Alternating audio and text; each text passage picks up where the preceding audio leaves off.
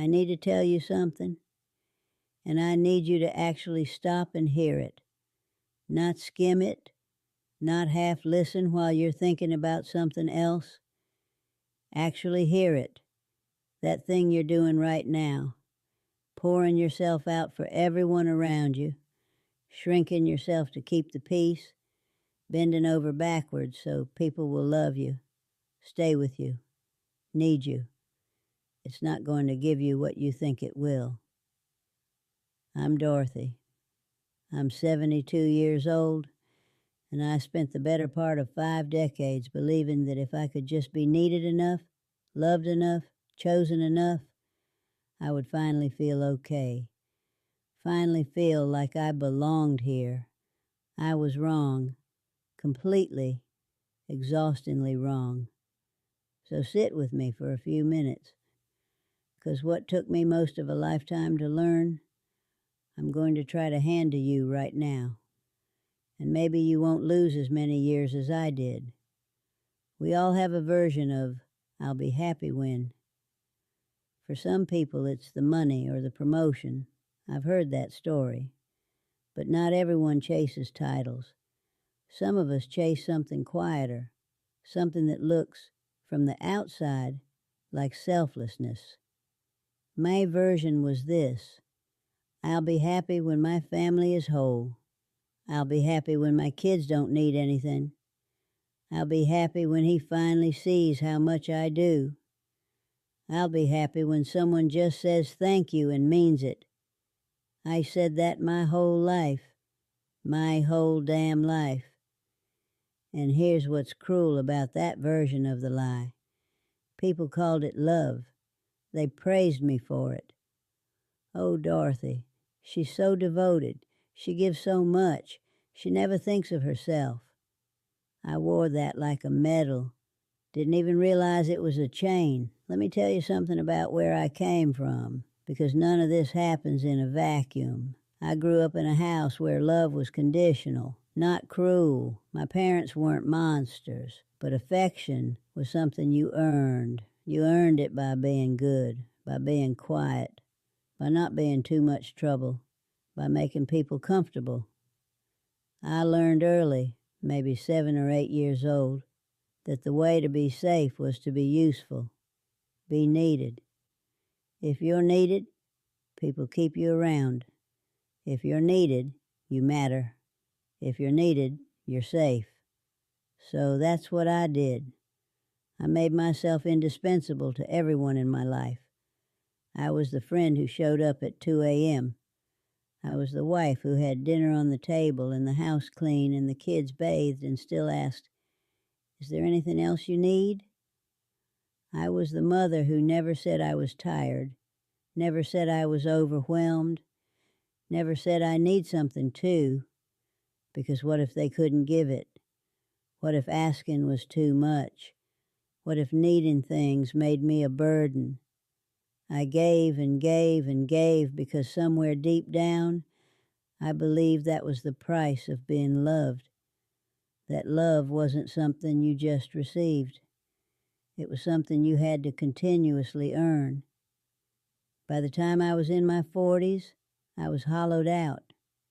I'd given away so much of myself that I couldn't even tell you what I liked anymore, what I wanted.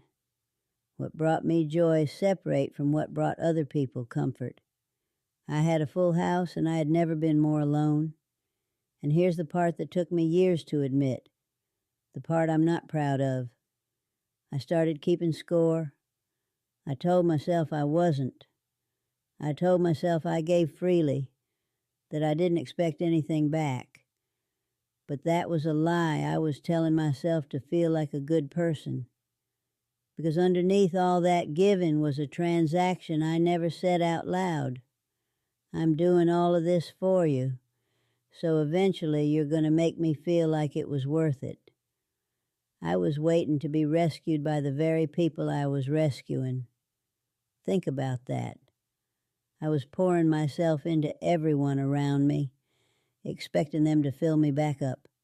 And when they didn't, because they couldn't, because nobody can do that for you, because that's not how it works. I felt cheated, quietly, deeply cheated. I never said it out loud. I smiled, I kept going. But inside I was running a tally that nobody knew existed. That is not love. I know that now. What I was doing was not love. It was a negotiation dressed up as devotion. My daughter said something to me when she was about 30. Sharp girl. She sat across from me at my kitchen table and she said, "Mom, I need you to hear something. I never asked you to sacrifice yourself for me. You did that. And now I feel guilty every time I try to live my own life because I can feel how much you gave up. That's not a gift. That's a weight." I cried for 3 days. Not because she was wrong, because she was right. And because I had spent 30 years thinking I was loving her well, and the whole time I was handing her a debt she never agreed to carry. I thought giving everything was the most loving thing I could do, but I had confused love with erasure. I had erased myself and called it devotion. I'm 72 now. I've watched a lot of people move through this same thing from both sides. And I've noticed a pattern that I wish someone had told me 40 years ago. The people who give and give from an empty place, they're not actually giving. They're extracting. They're pulling love out of others in disguise. And the people on the receiving end can feel it, even when they can't name it. That invisible expectation, that quiet weight. But the people who have actually done the hard work of filling themselves up first, who have sat with their own loneliness and their own worthiness and made peace with it, those people give differently, freely, without the tally, without the transaction. They don't need you to complete them because they've stopped waiting to be completed. I have a friend, Marion, 74 years old. She's been through more than most people would survive. Lost a child, lost a husband, lost a business she built from nothing. But this woman, I don't know how to explain it. She's not waiting for anything. She doesn't need you to validate her or appreciate her or stay. She just is, present, warm, solid. I asked her once, "How are you like this after everything you've been through?" And she said, "Dorothy, I got tired of renting my peace out to other people. Took losing everything to figure out that it was mine to begin with." I sat with that for a long time. Here's what I finally understood, and I mean really understood, not just nodded at. I wasn't chasing love. I wasn't chasing appreciation. I wasn't even chasing belonging. Not really. I was chasing a feeling. The feeling of being enough, of being worth the space I took up, of mattering not because of what I did for someone, but because of who I was. And I thought if I could just love people hard enough, sacrifice enough, be available enough, the feeling would come. Like it was a reward waiting at the end of all the giving.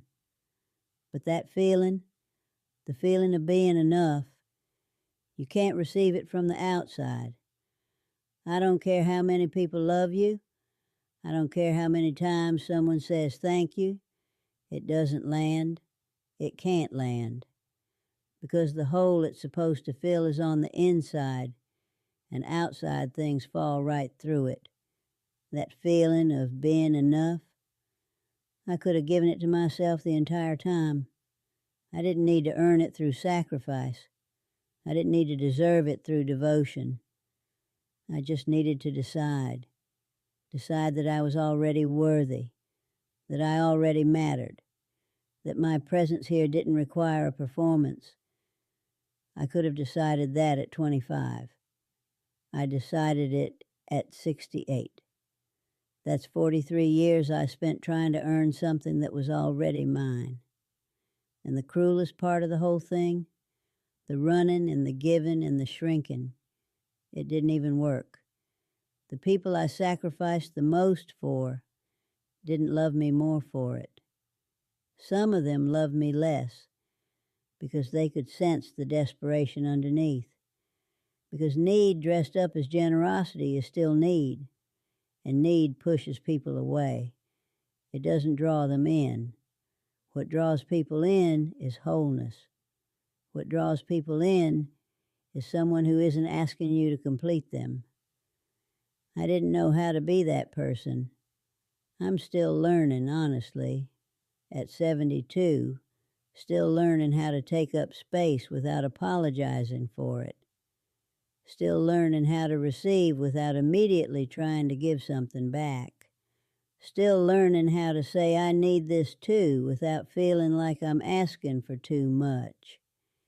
It's slower work than I'd like, but it's the right work. The only work that actually changes anything. Here's a trap I want you to see clearly. You think if you just give enough, love hard enough, show up enough, people will finally give you what you need.